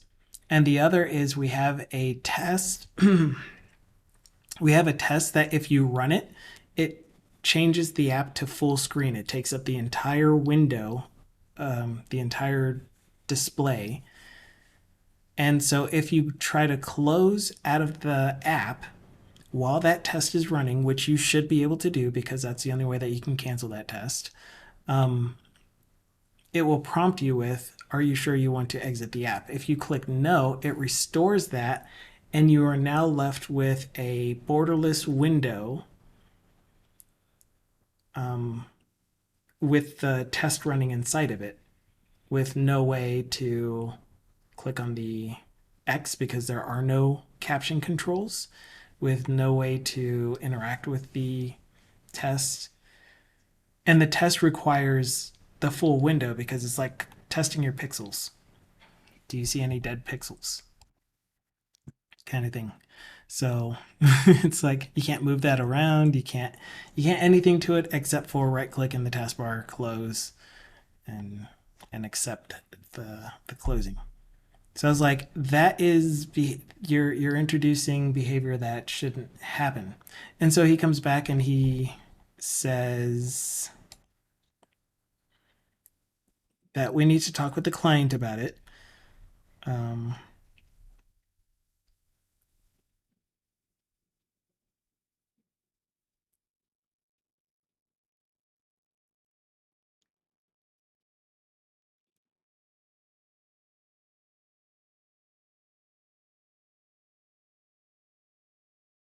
yeah, I don't know. He just doesn't understand what the reason for the work item was. He thinks that it's a preference that the client wants this type of behavior.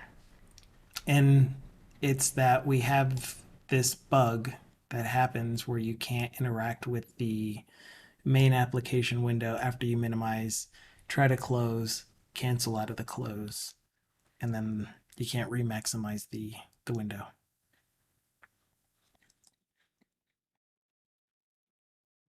Which again I wasn't able to reproduce just now.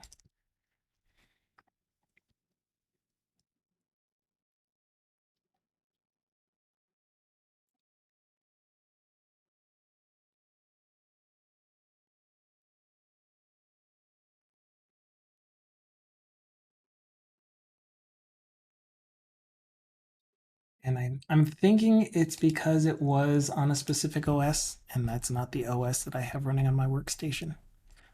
So I'll have to check that after we're done with the scream.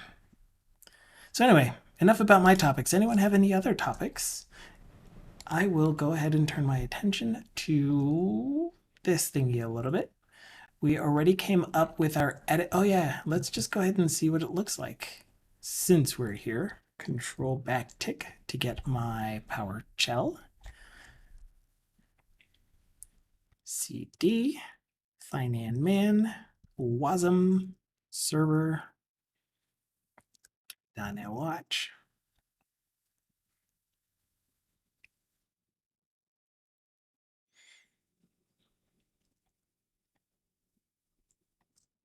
Oof. I'm only a third of the way through my second bottle of water, and my bladder is extremely full.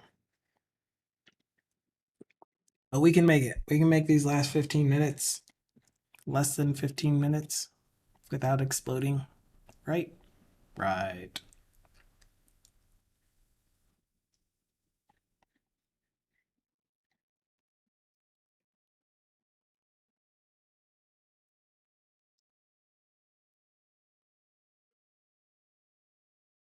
Using play. We aren't using any automation. Oh my gosh, it's so annoying. Like we don't have time to implement our tests. Whatever that means. Like the answer should be you always have time to implement tests. If the client is driving you to do something, you will make the time to do the test for that something. But we don't.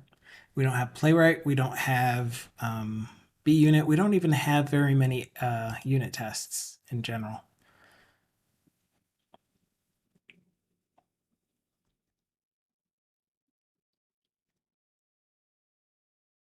I need to stream video files from a website behind auth. Not sure if I should use my own storage for those files or just upload them as hidden on YouTube. Since you are sending information from the interwebs to the app, then that opens up the opportunity for a user to intercept the URL at minimum, to intercept the stream, the response, I should say. Even if you do it over HTTPS, they will at least be able to read the URL. You can get to hidden YouTube videos if you have the URL. I love what it did to your statement. But Marcus is saying, I love Playwright because you can just browse the app and it will automatically create the beginning of the test. You just have to do the expects part. Yeah. and we're going to do it. We've been having it like it's probably one of the first things that we talked about when I got on board was that since I'm working on the UI, since I'm redesigning the UI, then I could implement our automated testing for the UI. It's something that they really, really wanted. And then they kept giving me work on other things where I never had the time to actually learn how to use Playwright, implement it, and integrate it into our app. But yeah, that's the concept of using YouTube. So that's the only reason that I indicated that is because I don't know how much that matters to you. Does it matter to you if the user got the URL and then sent it out to everyone, publicized it in some way, essentially making the videos public?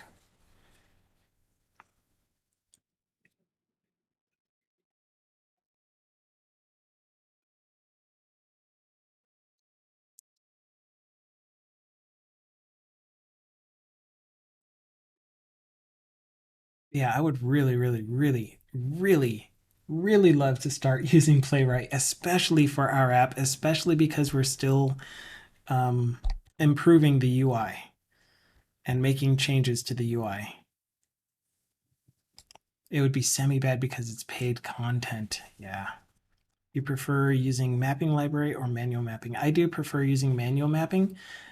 I have heard that, not have heard, I have had experience with AutoMapper, and I did find some issues with my mapping profiles because it added to the application load, initial load, to set up those profiles. And then if I just wanted to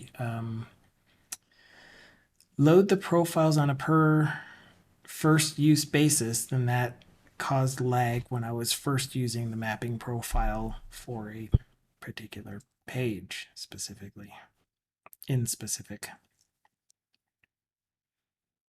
Yeah, yes, Marcus.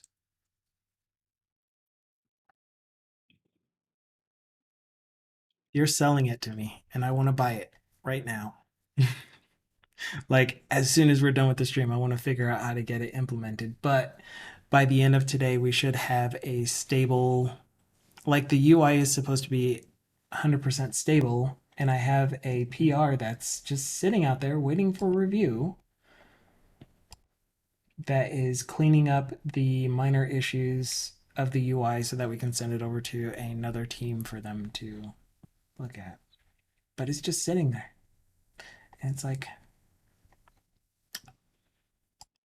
my PR has been there since yesterday, mid afternoon, late afternoon, but yesterday. And then there have been two other PRs that came in that I reviewed as soon as I saw them, even though I have a lot of work to do. But that's what we agreed to. We're gonna review each other's work.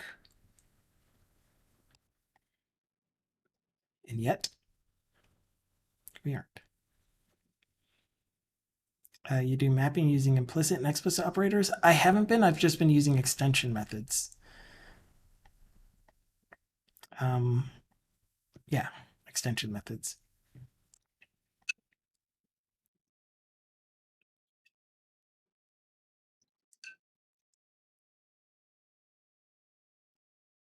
Am I actually doing that here? I kind of remember having mapping profiles. It would be in shared. Where did I put shared? Oh, in the shared libraries folder, maybe?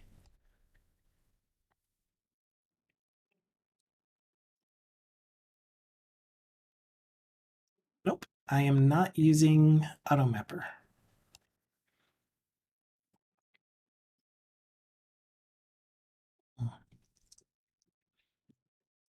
But like for my previous job, I was using AutoMapper a lot because we went from our database entities to view models, and it just made sense because the view models were flattened versions of the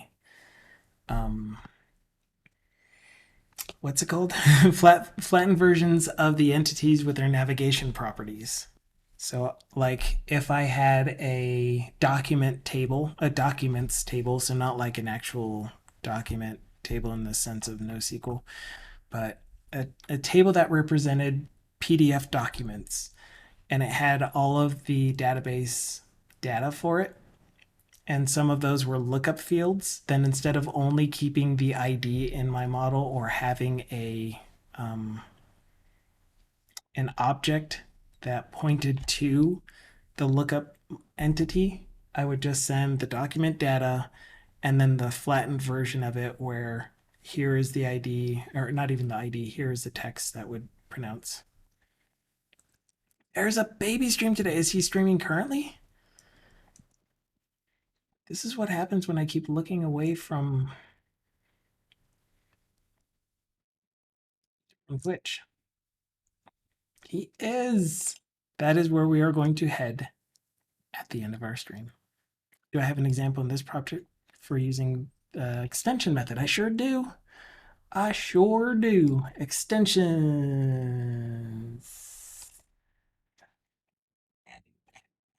No. Oh, yeah. Okay. So this one is a little bit more difficult. So this is one of the reasons that I didn't use AutoMapper, but these are definitely examples of me going from either the view model to an entity model or the entity model to the view model. And the reason that I'm doing it this way is because my view model is generic. And so based off of, and like here you're just seeing an interface, but what I mean by generic, it is a view model of some actual transaction type. So oh, I guess these aren't, never mind. I'm using a discriminator essentially, but I thought that I was using iTransaction data entry view model of T entity type, but I'm not. But it's essentially just, here's the thing that I want to turn it into. I call the method to that specific type of thing. And then I take in the model and then just output what you would normally do in line. But in this case, because there are 3 different types of transactions in the application. Ooh, Copilot is very good at generating mapping code automagically. But just imagine this for one of the cases. Like, let's say that I stopped here and returned this. Then that would be how I use an extension method to do my mappings. But in this case, since there's so much extra logic based off of the actual transaction type, it made sense to use an extension method. But like you said, though, oh, yeah, okay. And I guess the reason that I'm using the extension method, because I was about to say, like you said, I could have just used an explicit or implicit operator, depending on which direction I'm going, to cast. The problem is these are in a separate library. So the transactions are the entities for a database project. And that's usually, for me, inside of a NuGet package. So I don't have access to change those models directly to suit my specific application's needs. Those models should remain untouched and application agnostic. They're just there to provide a way for you to get data from the database. And so I am using an extension method on that type to go from my application's view model to that type. And that's where extension models are fantastic. Or extensions, classes are fantastic.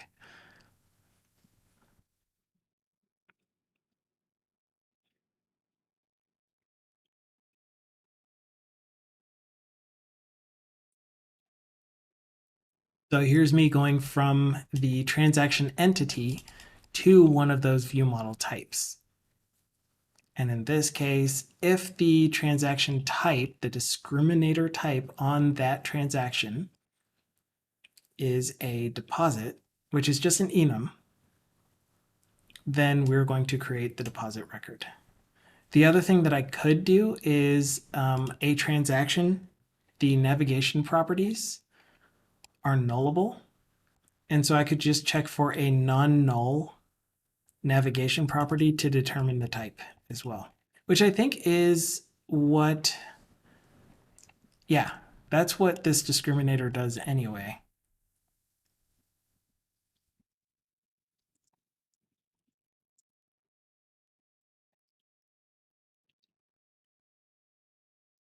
If you do want to see it though, it is on the GitHub project in the FinanMan shared project. Sorry, in the GitHub. Well, I guess it's still a GitHub project. In the solution, in the FinanMan.shared, in extensions, transaction extensions to this thing. And thank you, Dukasoft, for that. Oh man. Okay, so I am gonna pop, which is bad. So we're gonna go to this screen. Thank you all for being here. I hope you had a fantastic community day, Friday with us. Thank you, Peter, for hanging out on the voice channel as you have done in the past. You're really, really cool to talk to. You hold some good conversation, and it's just nice having you here. I hope you're having fun in your meetings. We are going to raid the Bit Gamies. He is currently on the stream is starting page, and it's actually loading for me, buffering for me, which is weird. I never buffer. Oh, nope, he's actually talking. Okay, so we will be over there shortly. I will post this video to the YouTubes no sooner than 24 hours after I end the stream.